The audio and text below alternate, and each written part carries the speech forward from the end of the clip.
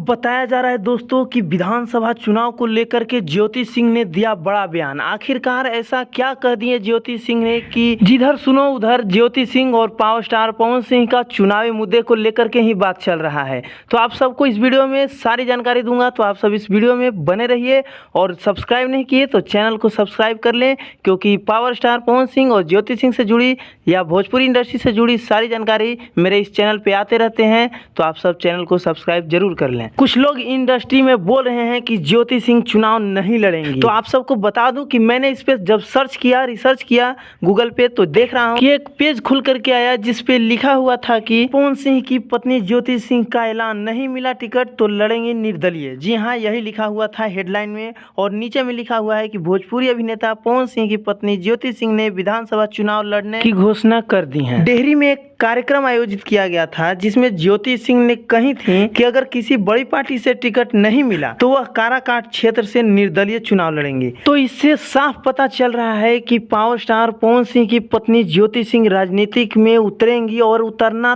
तय है। तो इसमें एक लाइन आप गौर किए होंगे कि किसी बड़ी पार्टी से टिकट नहीं मिला, तो इसका मतलब कि कोई भी पार्टी से इनको टिकट चाहिए। तो आप सब कमेंट करेंगे कि आखिरकार इनको कौन सी पार्टी से आना चाहिए, आप सब कमेंट में जरूर लिखें। और अगली वीडियो आपको मैं इस पे दूंगा कि काराकाट क्षेत्र में विधानसभा चुनाव में कौन जीतेगा। जी हाँ, क्या बन पाएंगी ज्योति सिंह विधायक, क्या काराकाट क्षेत्र से होगी ज्योति सिंह की जीत? तो आप सब अगले वीडियो जरूर देखिएगा और उसके लिए चैनल को सब्सक्राइब जरूर कर लीजिएगा, क्योंकि वीडियो बहुत जल्द आने वाला है। तो आप सब चैनल को सब्सक्राइब करके बेल नोटिफिकेशन को ऑन कर लें, क्योंकि जैसे ही वीडियो डालूंगा सबसे पहले आपके पास नोटिफिकेशन चले जाएंगे। अगर ये हमारा वीडियो अच्छा लगा हो या इस वीडियो से कुछ जानकारी मिली हो तो वीडियो को लाइक करके शेयर करना नहीं भूलिए। तो धन्यवाद दोस्तों, मिलते हैं नेक्स्ट अपडेट के साथ और बवाल अपडेट के साथ। तब तक के लिए बने रहिए महाकाल न्यूज़ भोजपुरी के साथ।